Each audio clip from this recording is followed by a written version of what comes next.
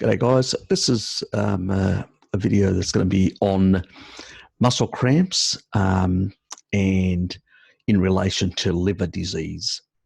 So let's get going. I'll just bring up share this part. Okay, so this is actually like a review covering, what we know up to this stage. This was done in 2013. So it was basically reviewing the research to that point, what we know, what we don't know, and stuff like that. This was published in the Clinical Gastroenterology and Hepatology, which covers gut and liver issues.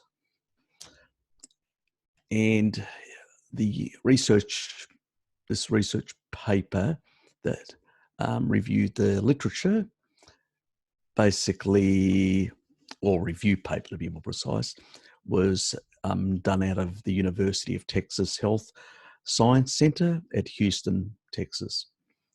Anyway, so I'll just cover the introduction. Muscle cramps are common in patients with liver disease and adversely influences quality of life. The exact mechanism by which they occur remain unclear. All through a number of pathophysiological events unique to liver disease may contribute. Clinical studies have identified alterations in three areas: nerve function, energy metabolism, and plasma volume and /electrolytes. So treatments have focused on these particular areas with varied results. This review will focus on the clinical features of muscle cramps in patients with liver disease and review potential mechanisms and current therapies. So the first part literally goes through the prevalence,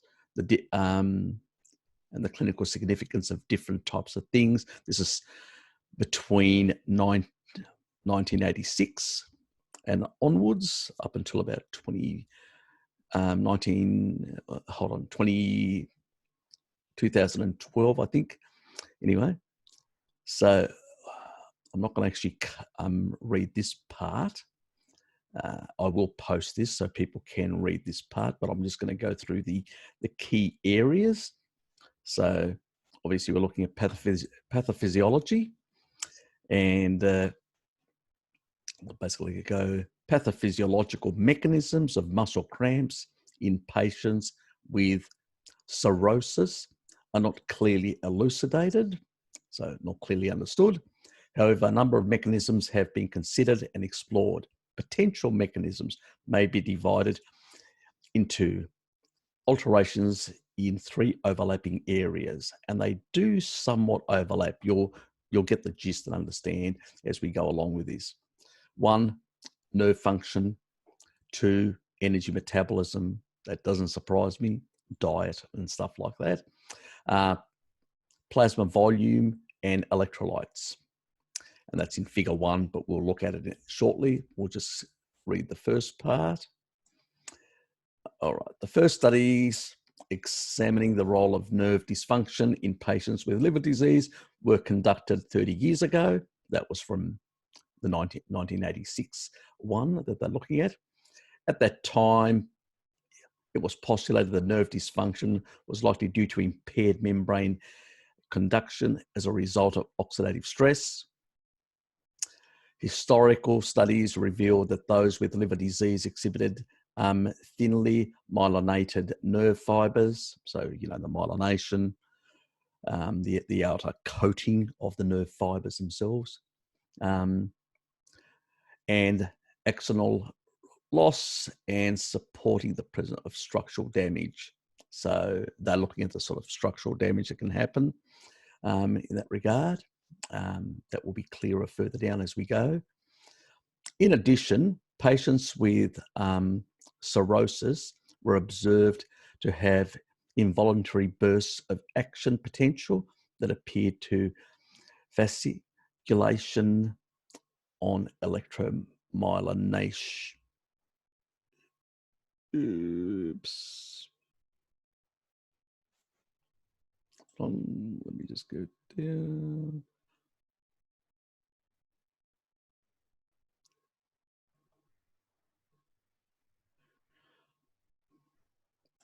Myelogram with origins in peripheral nerve.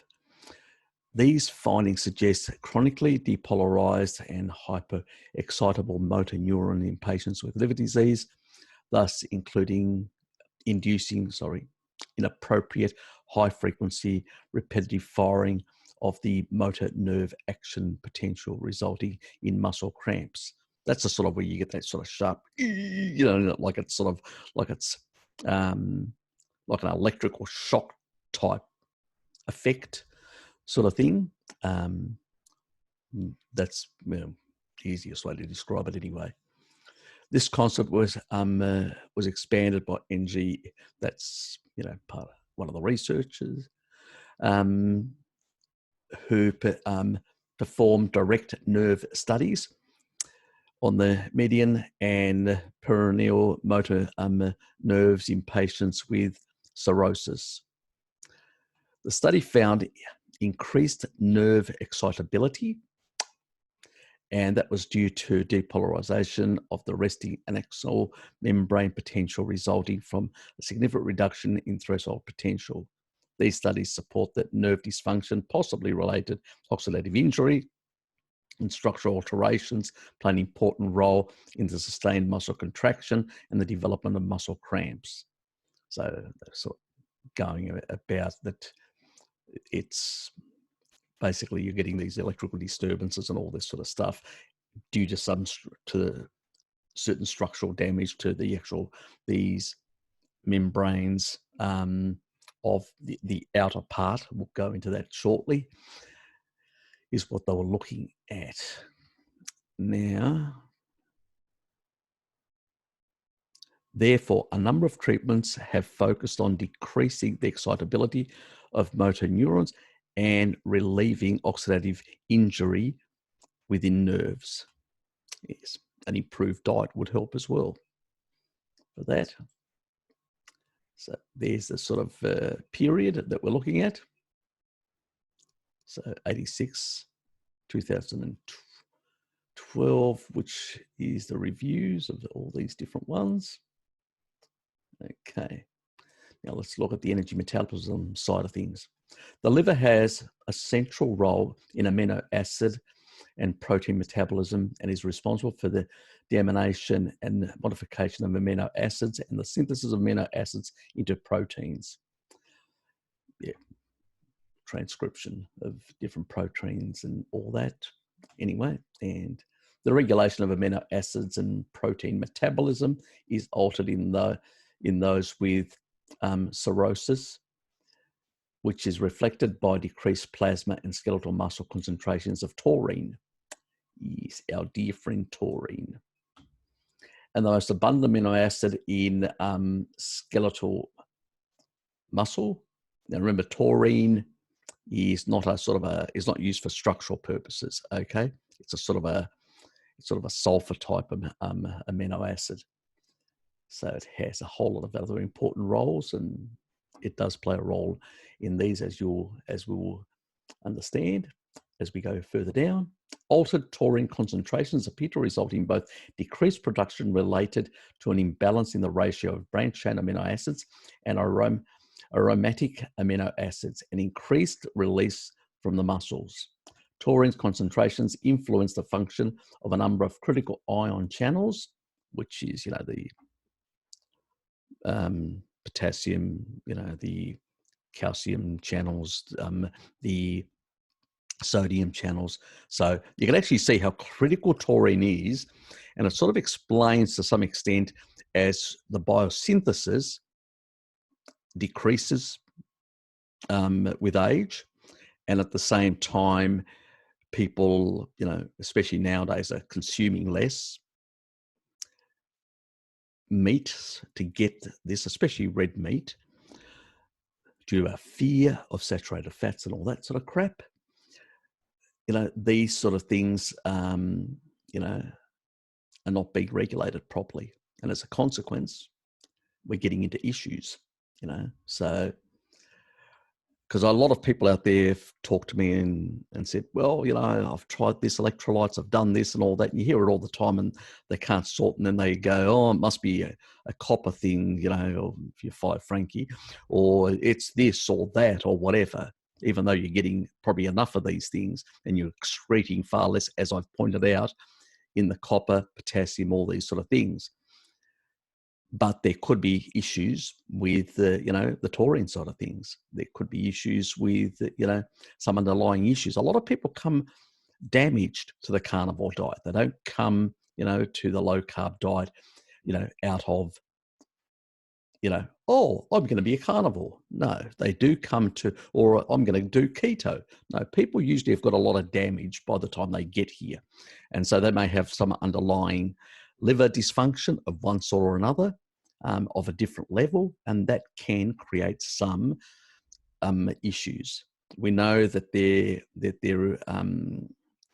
is definitely sometimes when people get a lot of pain on the right-hand side, or sometimes even on both sides, or through the musculoskeletal areas and stuff like that, that to a large extent, sometimes that's gallbladder issues, headaches and stuff like that. Gallbladder issues, which you've got these firings of your nervous system. And potentially in more serious conditions, there's potential that also taurine deficiency, prolonged taurine deficiency, especially people that are in the older age, would have had a period of longer taurine deficiency, and would have probably sustained far more damage. And to a large extent, sometimes some of the tests that doctors do and all that won't really tell you a lot. Usually by the time you actually work out that you've got a major liver problem, it's quite progressed, because it's just some of the scanning and testing that doctors do can not really give a really good picture, or they may focus on factors that doesn't really tell us what sort of problems are occurring there. But it also could be just from general dysfunction, because of a number of deficiencies and stuff like that. So there's a lot of reasons why, because you do need a number of micronutrients in your diet to be able to produce some of these things that are required. So there's a number of factors that could be a play that could be bringing this about. But it's just another thing that a lot of people may have not realized that could be causing, could be playing around with electrolytes, and it's not solving some of their underlying cramps. And, it could be basically that they need to look at some of these other areas to basically correct, could be the liver. There could be issues with the liver. A lot of people still have problems with the liver, gallbladder issues. Sometimes if you've got a gallbladder issue coming off a plant-based diet and you got backed up, that can actually create some problems with the liver, and liver dysfunction that could be producing some of the cramps that people have. And it's not an electrolyte issue.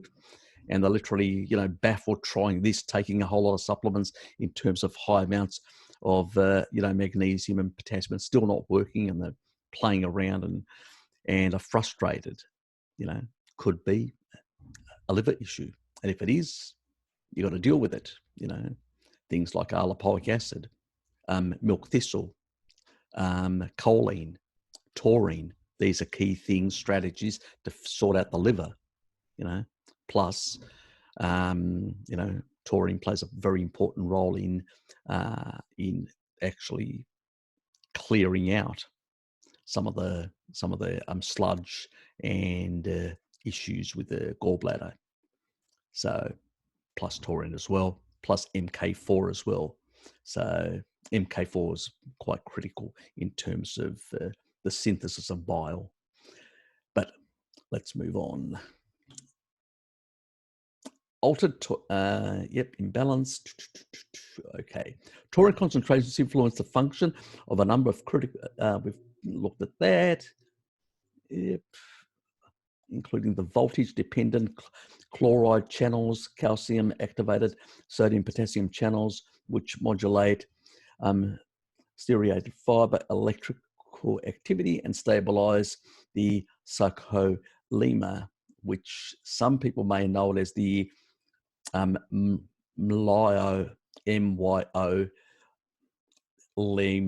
myeloma. It's a bit of a tongue twister, which is the, when you've got a whole lot of muscle fibers, the outer coating, that's what it is, basically. The net result of taurine deficiency is and that's why they were talking in the other one, the electrical problems, the structural, that can be affected. The next result of taurine the net result of taurine deficiency, is a decrease in the threshold potential of hyperexcitability of skeletal muscles. So even the actual electrical behavior of muscles is, taurine plays a big role there as well. So is what they're finding in that regard. Yamamoto, the Japanese guy, directly measured the mean plasma taurine levels in cirrhotic patients.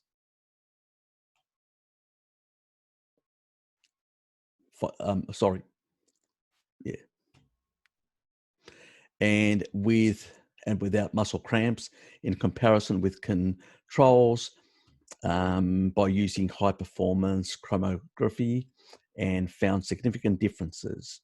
So this was really, really important. The means plasma taurine levels in people that have got basically some sort of cirrhosis, some sort of cirrhosis, cirrhotic sort of patients with cramps, their concentration was 56.9 mol per milliliter, where in those without cramps it was 79.3, and the healthy control, thankfully they had a control, which was good, a level of 90.1. So as you can see, low levels of taurine are quite closely associated in that regard.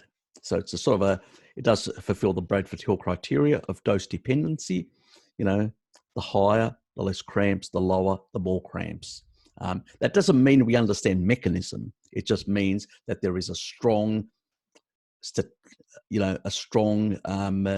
correlation and dose dependency. That means we can infer that it is the most likely thing, because we're only looking at one single factor. You increase or decrease the taurine levels and you get a certain result.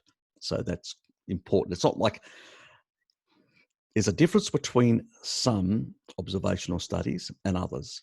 When you're looking at one factor, which you can control quite well and tightly, you can get very strong statistical strength in that.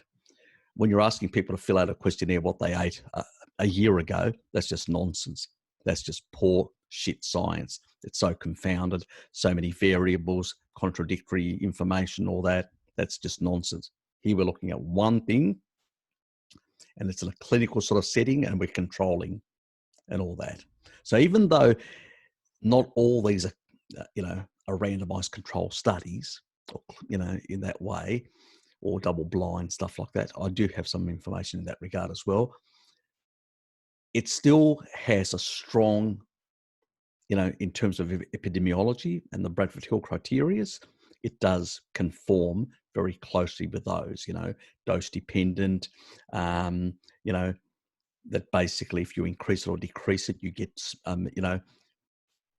effects, you either improve or don't, stuff like that. So we can sort of, and then we've got a control, which is really good to have a control in that, in such a study where we can actually, and we're actually also doing, we're using very sophisticated tools to basically measure these things and analyze those plasma results, So, and the biopsies that they've taken, because he took biopsies as well, remember? So they could actually get the amounts that were there. So these are quite well measured. This is not what happens in, your regular epidemiology, which people just fill out questionnaires. This is, they're actually taking samples of the people. They're actually analysing this problem. They're taking proper measurements. So, and they're looking at one factor. So we can be quite confident that it's not going to be basically to chance. The p-values were going to be very, very good in that regard. These findings support that taurine deficiency may alter skeletal muscle electrical properties, thereby predisposing these patients to cramps. That doesn't surprise me. I've known for a long time that that basically, taurine improves the electrical functioning of the heart. So if it does it for the heart, it should improve for other muscles as well. So it doesn't surprise me at all. So my research on heart electrical state, it's one reason why I took taurine. It's actually two reasons. One, it reduces fibrotic tissue in the heart, which is what I reduced. I eliminated my scarring in my heart with taurine. But at the same time, it also improved the electrical behavior of the heart muscle, which is also important, in that regard, to work properly. In that regard, so I'm not surprised that they're finding something similar with other muscles. I mean, heart's a muscle as well. It's just it's just a slightly different muscle, but it's still a muscle. So I'm not surprised that they are finding similar things in that regard. And that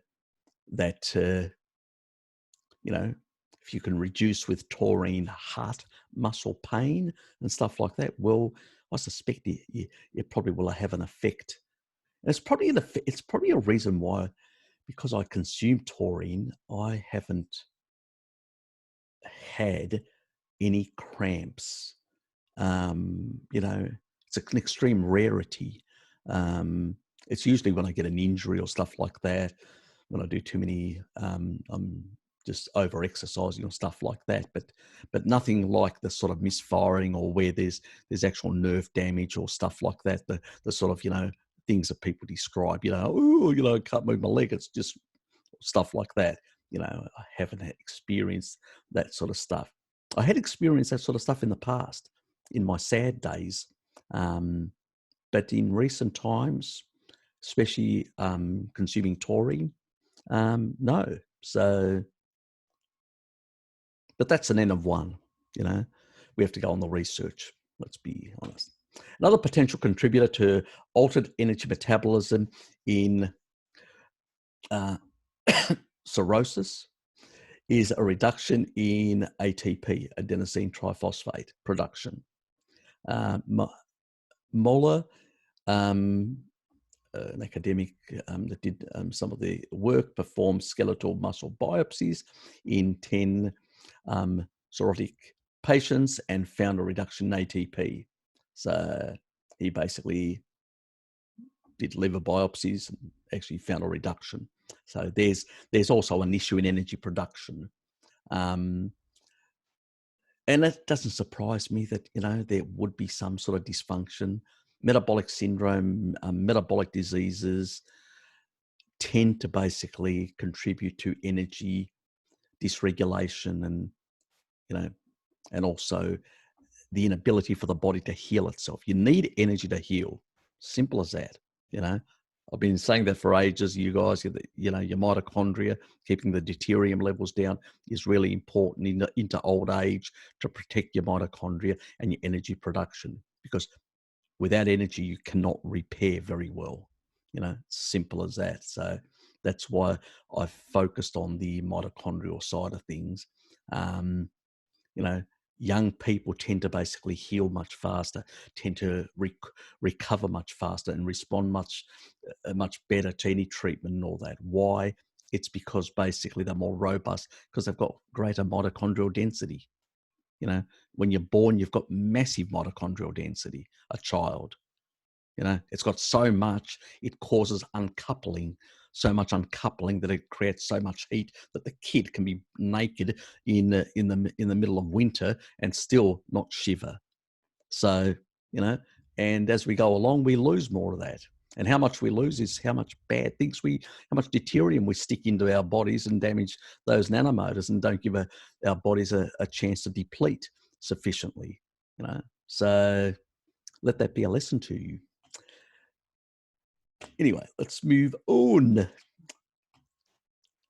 So phosphocreatine and total adenine nucleotide levels. A lack of ATP could diminish the cycling process and actin of myosin and cross-bridge, causing prolonged muscle contractions, particularly, those are the sort of, I think, those filaments and those, those sort of links up that that you've probably seen Bart talk about. Well, those sort of cross bridge connections are, some of that is being affected as well, causing prolonged muscle contraction, particularly in the presence of abnormal electrical activity. So, that electrical, sort of those, they're getting, sort of like, because at the end of the day, those sort of filaments, the way they work for the muscle contractions, you still basically need those that are sort of to basically work, the energy that's going to basically make them. And so that is basically because of the impairment of ATP, you're basically, it's, you're sort of it's like running out of energy in a sense to basically make those things move or work. And it's, and then those nerves that are attached are probably, getting interrupted, having this dysfunction, and they just, misfiring and stuff like that. And you feel it in that sense. I mean, it's still not fully, it's understood. I can only describe it in terms of, sort of the feelings, the pathology, what people feel, in that regard, where we sort of are tying that these things are not functioning properly. The nerves that are in those muscle fibers, not functioning properly. There's some damage to the different parts. There's structural damage and stuff like that. There's all this that's not being repaired properly. There's some dysfunction in general sort of production of energy. It sort of describes generally, it's a bit of the metabolic syndrome that a lot of us have probably suffered before we got to low carb carnivore and all that. And so we may have not, if we've got certain symptomatology, which is similar to this, we may have not resolved all these issues. And this is part of it. So we need to look at the liver. As I said, I've said most people's issues are stomach, liver, gallbladder, pancreas, and the gut. But these things right at the top are the critical parts. If they don't work, everything below that doesn't work. Your gut starts dysfunctioning, malabsorbing, not healing properly, So really this sort of nexus between these is this dysfunction. It's a lot of things that we did, as I've said, gallbladder, use it or lose it. If you don't use it, you'll get sludge. You need to recycle bile properly. You need also for biosynthesis, you do get a bit of a loss each time as you recycle. So at the bottom of your small intestine, you recycle back. There's also how much you recycle and how much you lose is dependent on that enzyme pathway, the FXR, which milk thistle can heal. And I've said that before.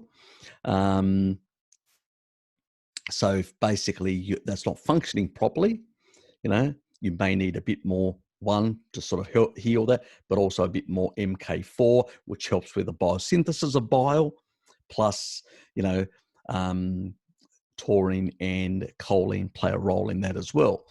So it's to get all that sort of moving and working again, you may need to basically take a sort of a bile salts for a while and, some pancreatic enzymes and stuff like that, just to get things working properly, and over time sorting themselves out. Choline plays a big role, but depending on how bad the liver issue is, the big player here is the big master electron donor, R-alpha lipoic acid. So that's the one, and I've actually talked about this profusely in the past, at least a year and a half ago, if not two, from my early days when I talked to Bart, even before I had a channel, talking about the importance of R-alpha lipoic acid in fixing severe liver damage. So that's another option that people can take. It depends how bad you are, and all that, and how much information you've got and all that. If you're getting really severe cramping and stuff like that, and electrolytes are not the big issue, it could be a liver issue. You may have to go and do a couple of tests just to find out whether there's some dysfunction, and then, looking at sorting it out. Anyway, let's move on. Plasma volume, electrolytes, and zinc. Electrolyte abnormalities, including hyponatremia, so low sodium, get your salt in. So hypokalemia, so low potassium, and hypomagnesemia, so low magnesium, as well as a shift in plasma volumes that can influence intracellular concentrations of electrolytes or cause hypovolemia that has been implicated as a factor in producing cramps. So the water volume changes and all that as well. Anyway, so to determine whether plasma volumes, plasma renin activity means arterial pressure, obviously. We've always talked about your kidneys playing a big role in this as well. Taurine actually has a big important role with the angiotensin system. So yes, serum albumin and electrolyte concentrations affected the occurrence of muscle cramps in 224 patients with cirrhosis, with and without acetyl, compared with 194 healthy controls. So they compared the two. Multivariate analysis, only higher PRA and presence of acetites and lower MAPs were predictors of cramps occurring in patients with cirrhosis, because serum electrolyte concentrations of sodium, potassium, phosphorus, and magnesium had no effect on cramps occurrence. These studies could support the shift in plasma volume may influence cramps, possibly by decreasing perfusion to nerves. Okay, now let me just break that down after I've read all that. The simple thing is, the electrolyte stuff and all that, the concentrations and all that, so had no effect. So you guys supplementing like mad, sodium, potassium, phosphorus, magnesium, and all that isn't going to fix if you've got a problem like this, is what it's basically saying, just to make it simple for you guys. So when you've got a condition where you've got things that are not working properly, you can get these imbalances, things, fluid volumes, through these different channels, and also the minerals, the way they're working and all that, and these things not functioning properly and all that. So it's not a matter of just throwing in more minerals. That's not going to fix the problem. You've got to correct the problem at its where it is. If it's a liver related, you've got to fix the liver, basically. Once you fix the liver, as I said, you've got to fix these, acidify the stomach, fix the liver, get all the shit out of there, all the fibrotic tissue. Remember, for all fibrotic tissue, taurine is great at breaking down fibrotic tissue. Okay, very important. To break down, scarring and stuff like that. Lipoic acid is a great, super electron donor to basically help with a lot of that, getting, fixing things, and all that, and electron donating to basically stabilize tissue and stuff like that. So, and to help recycle some of the other intracellular antioxidants as well to do their job. Anyway, so let's move on. These studies would support a shift in plasma volume, may influence. Yep, I've said that. I've covered that. Anyway, okay. So this part compared 92 patients with cirrhosis, 40 with chronic hepatitis without evidence of cirrhosis, and 40 patients with congestive heart failure to control for diuretic use. This study found similar results to that of the sort of previous one, in that no clinical significant difference in serum electrolyte concentrations had observed between cirrhotic patients with or without cramps. Also, so it's going on the same sort of talking about that there is nothing that's really, even subsequent studies confirmed these results and found no significant differences in concentration of zinc, sodium, potassium, magnesium, or calcium in cirrhotic patients with and without cramps. So this sort of thing that constantly people are talking about, oh, it's an electrolyte problem, constantly, umming and uffing and all that, and foaming at the teeth. Yes, you can get certain things if you've got really severe electrolyte problems, yes, but most people don't. If they're eating a species appropriate diet and excreting a certain amount and all that, they shouldn't be having these problems, basically, okay? Because they're not finding them here, You can give people quite a bit, not solving the problem if you've basically got an underlying issue that needs to be fixed, So, yes, as I said, a lot of us come damaged. So, I used to have far more of these sort of issues. I remember once, this was, what was it, 8 years ago? I think it was 8 years ago.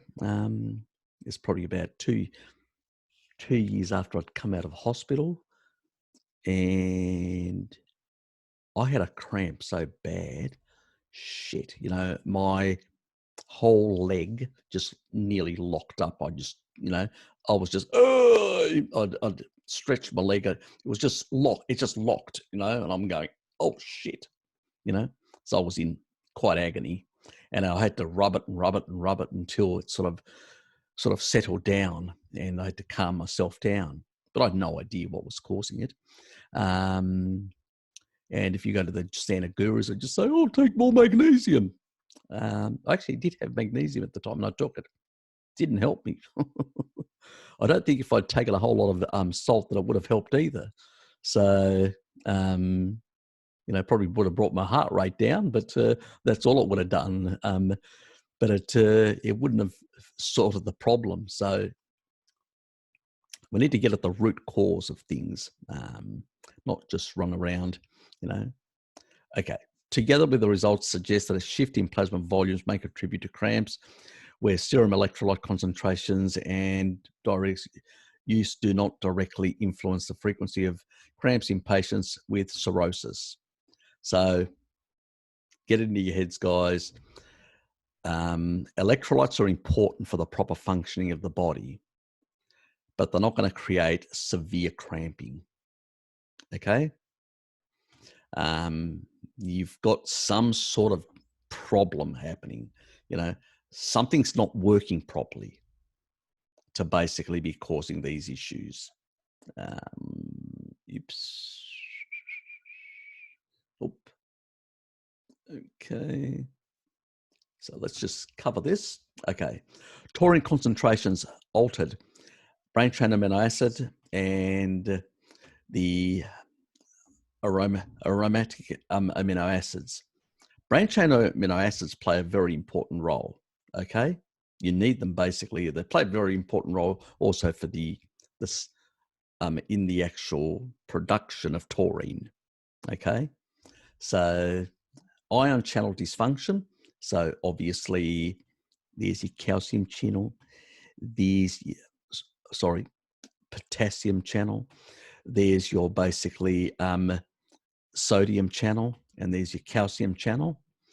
And obviously these channels, this interaction of these two and the calcium are playing a role in the functioning of these fibers and stuff like that. This is the sarcolemia, which is this outer coating.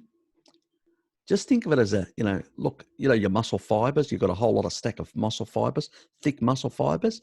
Well, just think that is the actual coating, that skinny, like a skin type coating on the outside. Okay. That sort of is a protective thing. So if you damage that, obviously you can get misfiring, you can get misfunction of these sort of nerve fibers. Okay. And the sort of muscle fibers as well. Anyway, see, acetylcholine plays a big role. Choline is important. Just to point out, to stabilize this sort of tissue, vitamin E and taurine. Now, obviously, we don't need a lot of vitamin E. We just need a low dose to sort things out as well. Or we just basically need to eat a species appropriate diet. And if we're in a low carbohydrate state, we will upregulate glutathione, and glutathione will basically electron down back to both vitamin C and vitamin E and recycle them. It's only when you're in a high carbohydrate diet where you actually go through more vitamin C and vitamin E. Okay. But if you've got issues with the functioning of your liver and stuff like that, potentially you could have some damage that has probably happened, then what we can look at is basically getting a low dose vitamin E, one of the Jarrow ones, to sort this out. Okay. So, I mean, the damage to the skeletal muscles, that may happen, especially to this outer fiber type thing,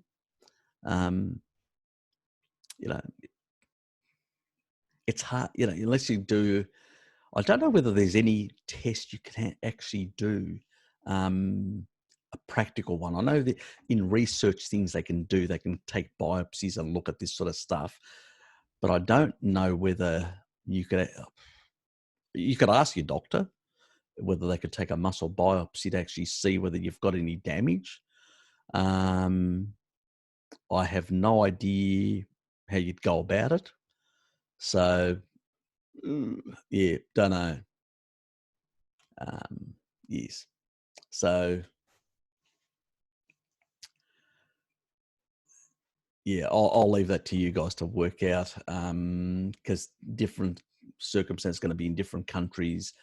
Yeah. So obviously looking at the plasma volumes of electrolytes and stuff like that, obviously electrolyte loss, so you could dump quite a bit, and there are certain conditions where causing a lot of dumping, especially people that are avoiding sodium on a low carbohydrate diet, not a good thing.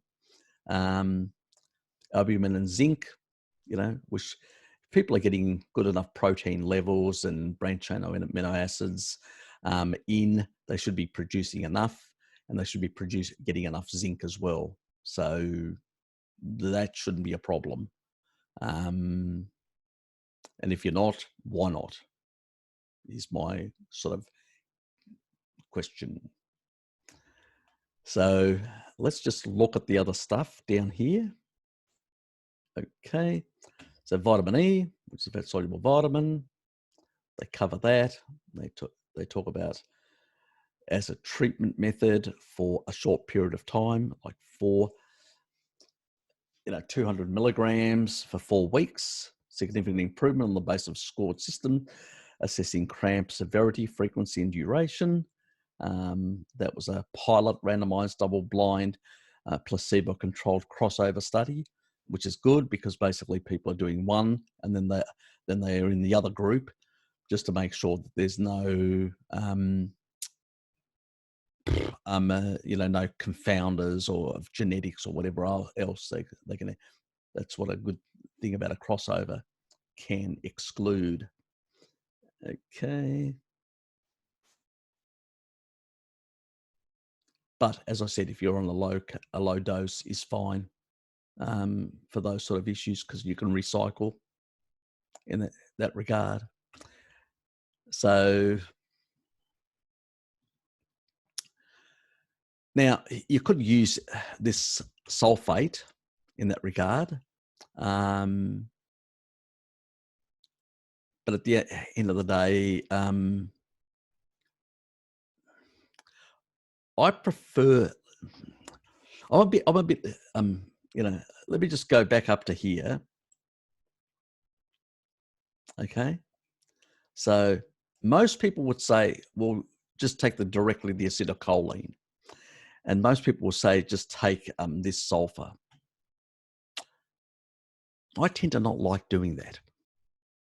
I'm a bit of a traditionalist. I like to go, no, just take choline that's in the form and let the body decide how much it's going to put, where it's going to put it and use it. Give good amounts and it will, help all the different areas quite well. Because I always see the body in a holistic way. And I know that the body basically, usually doesn't, if it's got dysfunction in one area, it usually has dysfunction in a number of areas. And so I would rather give it the actual, the food type thing. So the choline, which is what you get in the food, and then work out how much acetylcholine it's going to produce, how much choline in the liver to fix that it's going to require, so it will actually allocate where it needs to sort of help all those different areas. And I'd probably go up to, if I had that sort of issue, I'd go up to, normally I stick to around about 1 or 2 grams. But if I had this sort of condition, I'd probably go all the way up to 5 grams, something similar that bodybuilders do and whatever else. But I would go up to those sort of levels, pretty safe in that regard. You're not going to get any issues, put it that way. Now, with the actual sulfur, I would rather use an MSM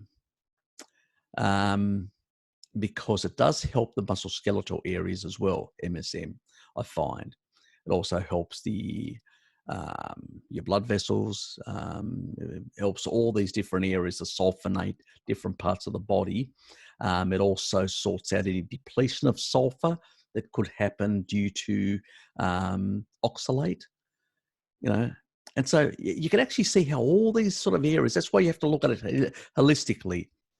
Were you a big plant eater? I mean, yeah, that could have caused issues with your gallbladder and stuff like that, but also could have added a lot of, sulfur, depleted your sulfur because oxalate depletes a lot of sulfur. So, and also reduces your detoxification capacity. So potentially can make any liver issue worse. So you can actually see how all these things interconnect.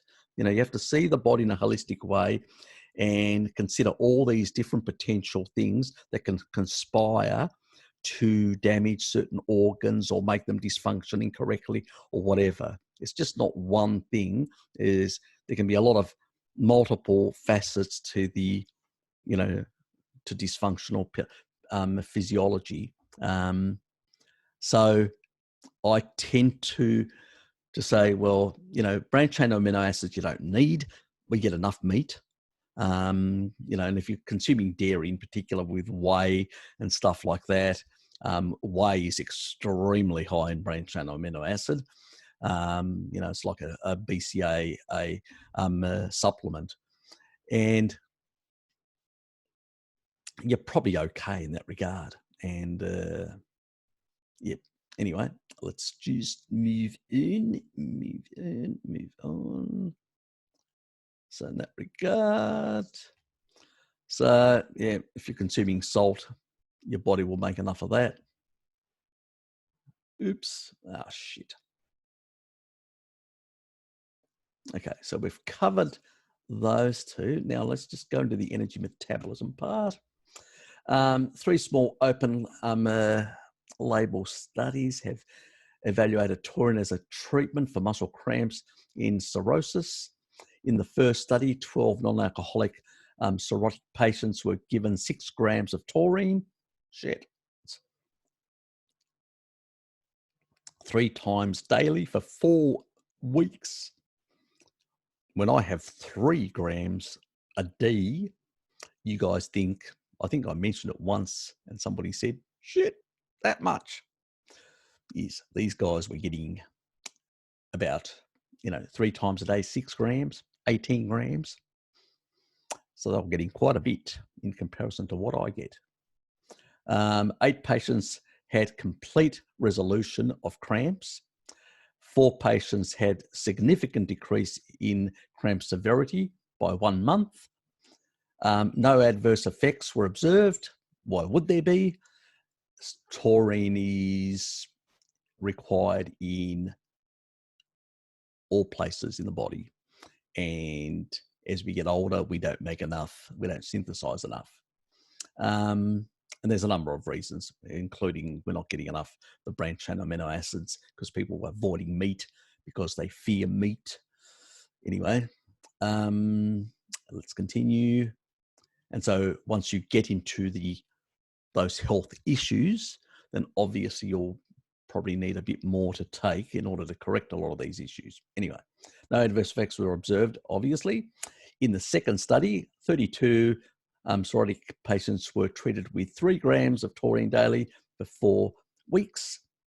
25 patients, 71.4%, had significant improvements in cramps, but they didn't eliminate the things. See, the other ones had complete resolution at the much higher doses. These are just 3 grams. And they didn't they had 71.4% had significant improvements in cramps, but they didn't eliminate. So we definitely need more than 3 grams. 13, 37.1, having complete disappearance of symptoms. Maybe those people had much lower, better, they weren't as bad they didn't have as many health issues. So that's another potential. So 3 was enough for them. They weren't as damaged as long, so that could be a reason for that. A third study by Yamamoto, this is a Japanese one, extended the prior study by comparing plasma taurine concentrations in 15 cirrhotic patients with cramps and 13 without cramps. Plasma taurine concentrations were significantly lower in the cirrhotic patients with cramps. None of the cirrhotic patients with cramps were given 3 grams of taurine daily for 4 weeks, and all had significant plasma taurine levels and reported significant improvements in symptoms, with 67% reporting complete resolution. So in this study, that doesn't surprise me because Japanese are consuming more seafood, so they would be getting higher levels of taurine compared to a number of other populations.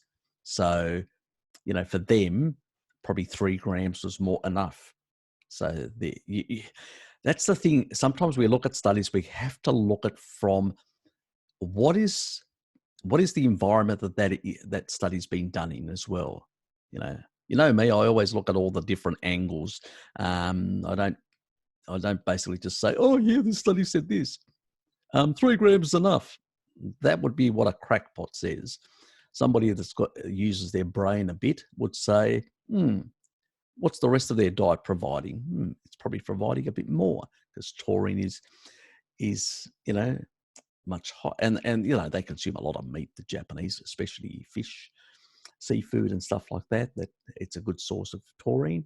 So yes, so that's another potential reason for it, why 3 grams had these much better effects compared to the other one, where there was only significant improvement at 3 grams. So that explains the difference between the two studies. So anyway, no adverse effects were reported. Why would there be?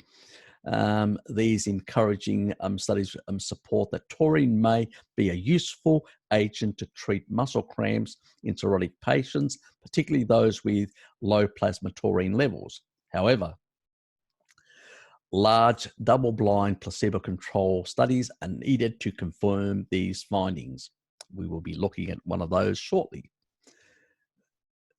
Branched-chain amino acids administration of branched-chain amino acids, isoleucine, leucine, and valine in cirrhosis has been reported to improve serum albumin levels, increase taurine production, and possibly decrease progression of liver disease. So there's good studies that are showing this, and that doesn't surprise me, that animal foods that are much higher in branched-chain amino acids would basically be therapeutic to liver in that regard. Also, very important in increasing the production. So this is another thing. Older people avoid taurine. Red meat. So they're affecting their capacity. It's not only you get a decrease, and after 65 it literally drops off the show in terms of taurine biosynthesis in our body, but on top of that, we're consuming less branched-chain amino acids in terms of red meat, animal products. So we're even hindering that capacity even further. No wonder people are having all these conditions in older age, and symptoms, and pains in their legs, and all sorts of they can't get out of their seats, and goes on and on. It doesn't surprise me. If you're not eating a species appropriate diet, things don't work properly. They don't synthesize things that the body requires. They just things go to shit. Anyway, let's move on. Anyway, 2 studies have explored the possibility that branched-chain amino acid supplements might also decrease the frequency of muscle cramps in patients with cirrhosis. Simple, just fucking eat meat. 8 patients in an open lab study with trying to pronounce things. Nocturnal branched-chain amino acid supplements for 3 months, and found significant increase in serum albumin levels, and a significant decrease in frequency of cramps relative to pre-treatment values. So there you go. Branched-chain amino acids, or meat. Eat your meat will help. And that p-value is a very good p-value in terms of the potential of it being just a chance event. Less likely. Anyway, Hidaka, another Japanese, performed a small multi-center randomized study in 37 patients that compared daytime and nocturnal branched-chain amino acid supplements for 3 months. So this is at 2 different times in the day. So both evening and daytime. The frequency of muscle cramps significantly decreased in both groups. No adverse effects were reported. Obviously, why would there be? It's the same shit that's in meat. Why would there be? These preliminary studies suggest that branched-chain amino acids supplements may be an effective treatment for muscle cramps in cirrhosis. In idiots that are not eating meat. Eat your meat. Anyway, let's move on. Okay, human albumin, a single small crossover study has reported the use of intravenous albumin for the treatment of muscle cramps in cirrhosis. 12 patients with compensated liver disease were given placebo or 100 milliliters, 25% of human albumin solution intravenously once weekly for 4 weeks. Compared with the placebo administered, albumin significantly decreased cramp frequencies and also decreased PRA and improved MAP, so the general functioning. These findings suggest that intravenous albumin may decrease cramps in cirrhosis, possibly by increasing intravascular plasma volumes. From a practical perspective, cost requirements from intravenous access to deliver albumin levels, feasibility as a therapy is probably a fucking problem. Okay, you can do it in a study, but you can't really practically do this out there in the real world. It's actually called meat, animal products. It's a controversial thing, eating animal products to increase these things. I wonder. Yes. Electrolytes and zinc. Serum electrolyte concentrations do not differ in cirrhotic patients with and without cramps. Therefore, studies have not found an electrolyte replacement as a treatment for cramps. You've been told. Thinking that you're going to supplement your way out of this problem? Not going to happen.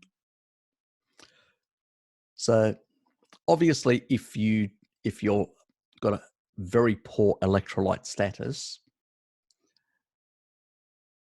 that can be a problem, for certain conditions. But in general, most people, based on the secretion rate, and if they're eating an animal-based diet, they are getting more than they're secreting. So I don't know how it can be an issue. And even people on a standard diet, they haven't found any changes. So if you think that overdosing on any of these electrolytes is going to fix the problem, you're deluding yourself. So if you've got a deficiency, yes, correct it.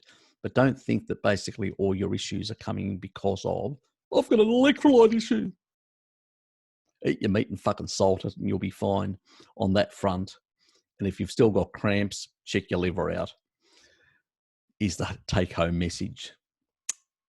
Empiric replacement of low serum electrolyte concentrations in cirrhotic patients with cramps in common all through, whether this improves is unknown, obviously, because it fucking doesn't. If you've got an underlying problem and you've not eating a species appropriate diet, you've got damage to,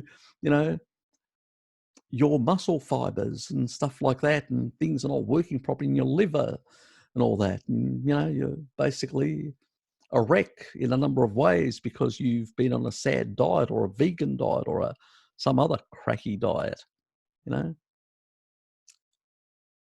need to sort things out, and you may need to supplement a bit higher for a certain period of time to correct some of that damage.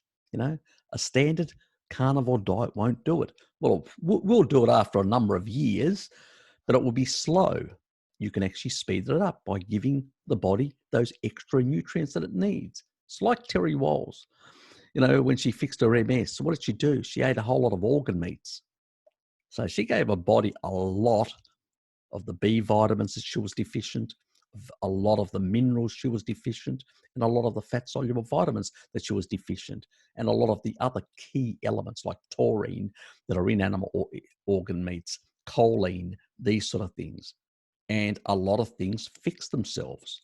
Alpha-lipoic acid is also in organ meats. Things like, coenzyme Q10, also in organ meats. Should I go on and on? So that's how. So if you have underlying deficiencies, prolonged one, a standard steak only diet isn't going to fix it, guys. So, but yes, let's go on. Zinc has been used as empiric treatment for muscle cramps in cirrhosis. In small study of 12 patients with low serum zinc concentrations, oral zinc sulfate, 220 milligrams twice a day for 12 weeks, significantly decreased cramps frequency and increased serum zinc concentrations. One patient reported mild diarrhea. Yeah, that level probably would cause that as an adverse effect. Subsequent study found low serum zinc concentrations in cirrhotic patients relative to healthy controls, but no difference in levels between cirrhotic patients with and without cramps. These studies raise the possibility that zinc supplementation may be beneficial in cirrhotic patients with low serum zinc concentrations, but more data is needed. So what it's actually saying is that if you've got this sort of condition and you've got good enough levels of zinc because you're eating, animal foods and all that, probably, it's helping a bit, but it's not going to really,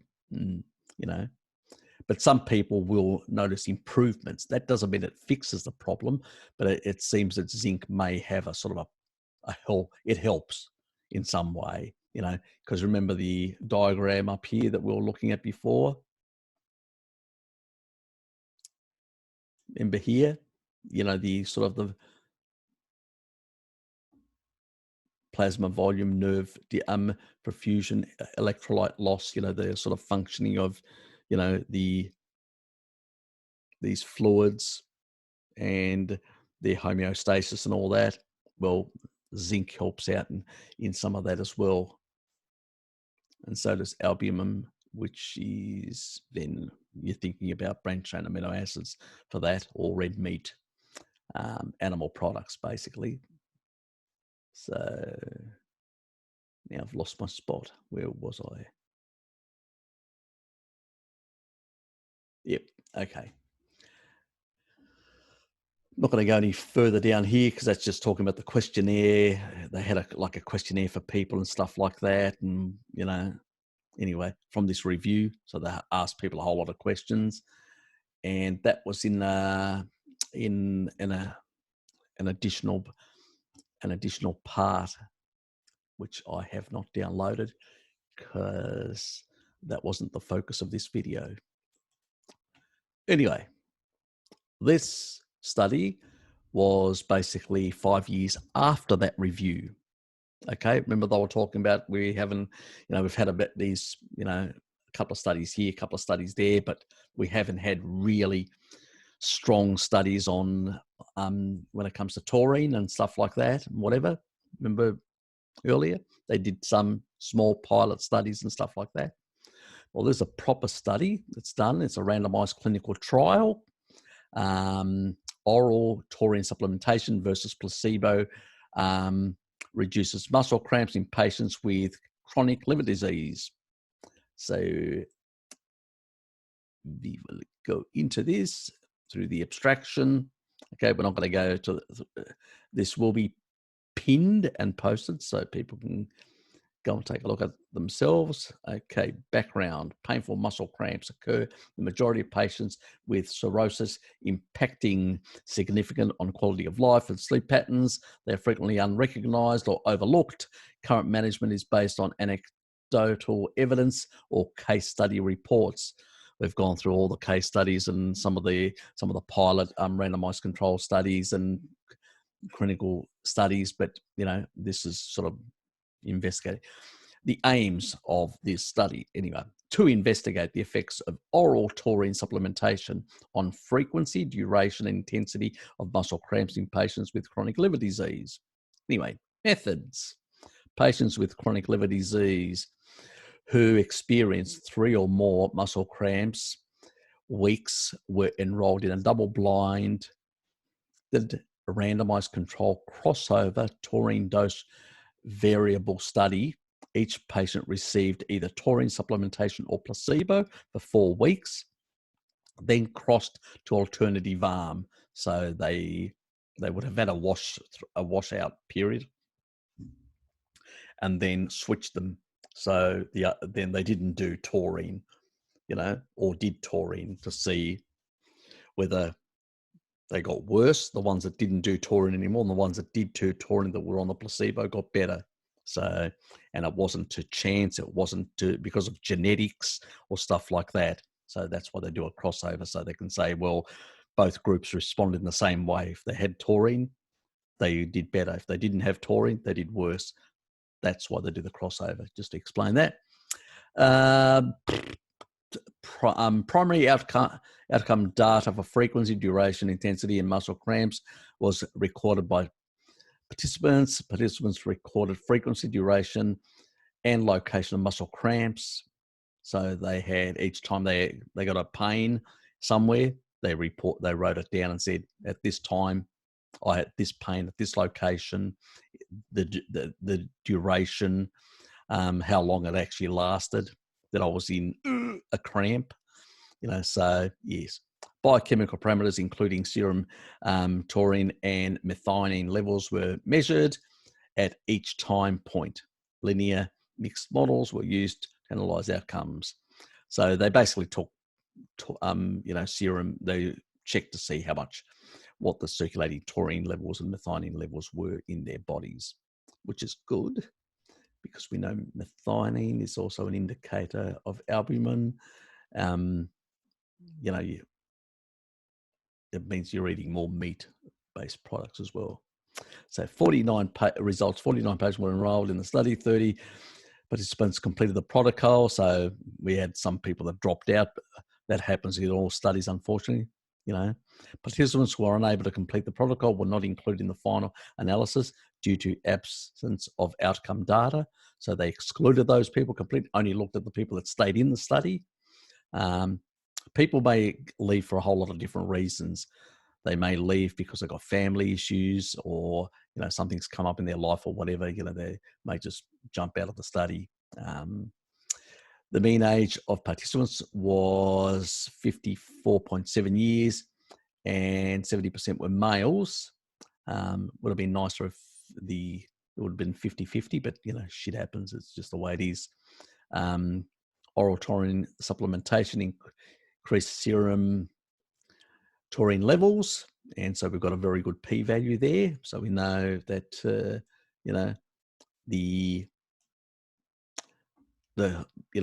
as they were getting more, they were getting really good levels of all of them were showing very good levels of serum levels. So we can be quite confident that everybody was responding very similar, which is good to know.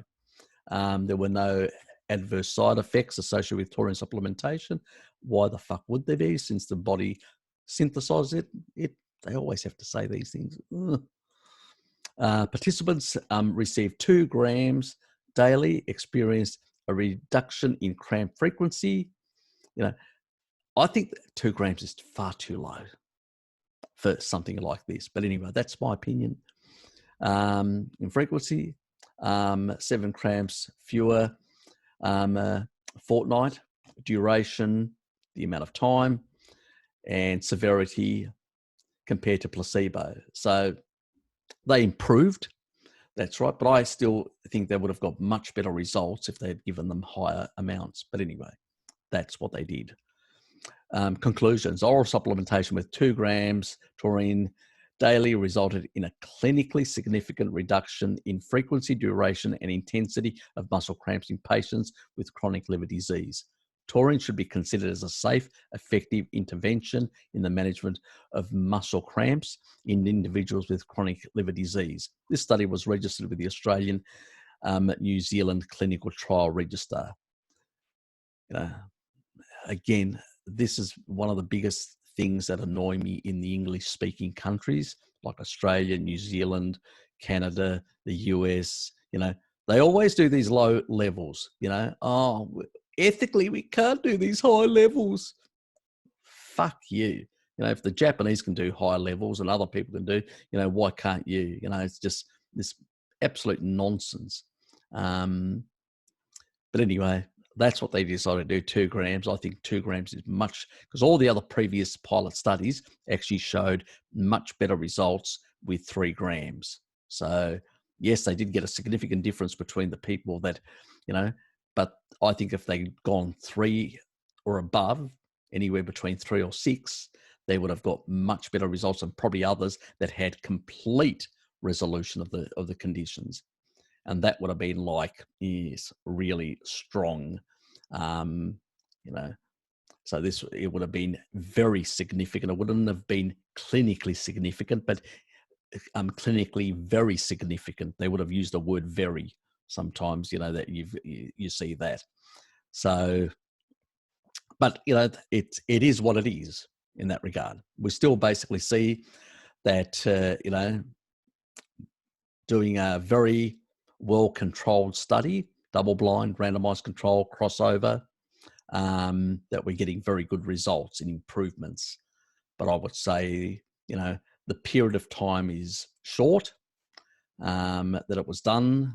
So so it was, you know, it was 4 weeks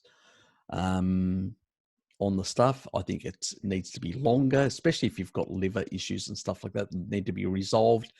It takes longer. You know, for a month isn't going to fix things.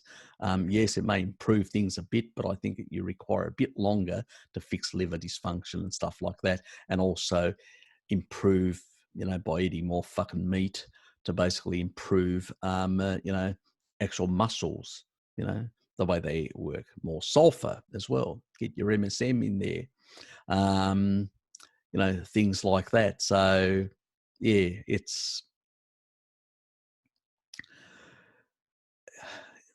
I think that's all I'm gonna say about it. I just get a bit frustrated. I wish I could actually basically design these studies the way I would want them to design them, with the components and elements that I think should be in there, and really get great results. Fucking hell, those guys would love me if I was doing the studies. I'd be eating steaks while they were having taurine supplements. Perfect. Anyway, but since we've got most of these people, especially in the English-speaking countries, most of the researchers are vegetarian to some extent or some degree, or very biased against meat. That's why they focus on supplements, which drives me up the wall. But anyway, that's what it is, you know. So what I'm trying to say is that, you know, we tend to have this sort of myopic, narrow, reductionist, or very narrow view in the low carb community and all that. And it has to do, it comes, you know, whenever somebody has a muscle cramp, people jump up and down and say, oh, it's an electrolyte issue. Is it? You know, I've actually just shown that if you get good enough electrolytes and you still got the problem, it's not, you know. So usually, why does sodium rather than potassium or magnesium when you supplement? People go, oh, you know, I've supplemented with magnesium, I haven't got any resolution. Why does sodium help? Well, the electrical system of your body requires sodium. That's what bloody helps. It's improving the functioning of your nerves on the one hand. Then the other thing that it also does is it actually improves in, you know, in terms of muscle protein synthesis as well. Phosphorus, you know, you saw where it actually mentioned phosphorus as well. Very important. You know, the 3 things, protein, phosphorus, and sodium, play a big damn role in maintaining good muscles and good bones. But when we ignore species appropriate foods, what happens is, you know, we come up with a whole lot of other possibilities. And that's the biggest problem, because we know there's a bit of dumping of electrolytes when you're in a state where you're going low carb and your insulin drops and your kidneys aren't holding on to those things because you haven't upregulated your antidiuretic hormones yet. You're sort of transitioning. I always say to people, if you're transitioning, fucking up the salt. This fear of salt drives me up the wall sometimes. And people would have none of these issues, absolutely none of these issues, And then the only thing that is left is liver dysfunction. So, and I suspect that more people probably have some low grade to some extent and should be probably supplementing with some organ meats or supplementing with taurine directly if they don't like organ meats. They've got to get that taurine somehow in. They're not going to get it from, muscle meat does have taurine, don't get me wrong. But there are other elements there that are also required, that you may need to look at some supplementation or some organ meat consumption. It's always a struggle to try and convince some people. Some people, like jump on the organ meat bandwagon without any problems whatsoever, but a lot of people just don't like them. I know Bart doesn't, he's sort of, I'll get mine from other things. He'll even supplement rather than take them. I know, yeah, he's, but that's how some people are. You can't force them to, but you've got to give them alternatives in a sense to try and sort things out. So what I'm trying to do is bring to your attention that your muscle cramps may have nothing to do with electrolytes. It may be an underlying some sort of liver dysfunction. It may not be, cirrhosis could be a gallbladder issue, backing up everything and causing some level of dysfunction and, problems like that. So, and that could be causing, because gallbladder issues can also sometimes cause, because of can cause some headaches. A large part of the headaches usually are liver gallbladder related. A large amount of them, believe me. So there are certain chronic conditions, but to a large extent, a lot of them are due to, gallbladder liver dysfunction. And, that's also, your nervous system being over agitated in that regard. Well, same thing with your muscles, with other muscles. So, get that damn taurine in, and check your liver to see whether there's any dysfunction. Check your gallbladder. If you're getting some pain under your sort of rib cage there, or some discomfort when you eat, you probably have a gallbladder issue potentially. Even if it's not like gallstones, it can be still some low level sludge that's causing some low grade dysfunction. So it could be a number of things, and different people respond. Different people are damaged to different degrees. So even small amounts of sludge may have more effects on those people.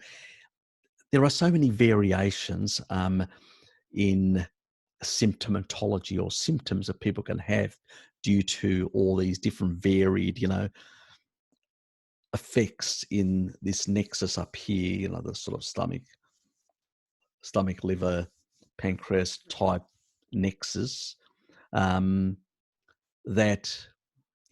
one can interplay on the other. And so it can be complicated to work out what's driving what, or part of that dysfunction. I usually nowadays tend to take a sort of a holistic approach and say, fix it all, just think that it's all problematic and take a sort of a supplemental approach to it in dealing with all the stuff, we know Candida, SIBO, can be an issue as well in these regards. So there's, you know, pathogenic bacteria. We know that they can actually travel up the vagus nerve. There can be signaling that can actually happen. That can actually cause some of this, you know, nerve type signaling as well. Yeah, it can be quite complicated sometimes to track down the exact element that could be at play. But this is, you know, liver dysfunction is a key element out there, considering today's population that is 70% plant-based, and they're eating a lot of shit and crap and causing a lot of liver dysfunction. I would say a large proportion of the population are suffering some low grade or some level of liver dysfunction and causing some of these problems that they're actually feeling, you know, these muscle cramps and stuff like that people have out there. And they're not resolving. They're doing all these naturopathic therapies and MD medicated therapies or whatever, or going and doing, you know, sort of things like, you know, getting sort of musculoskeletal type manipulations of one sort or another, but they're not resolving the underlying issue, which is sort of some sort of liver dysfunction.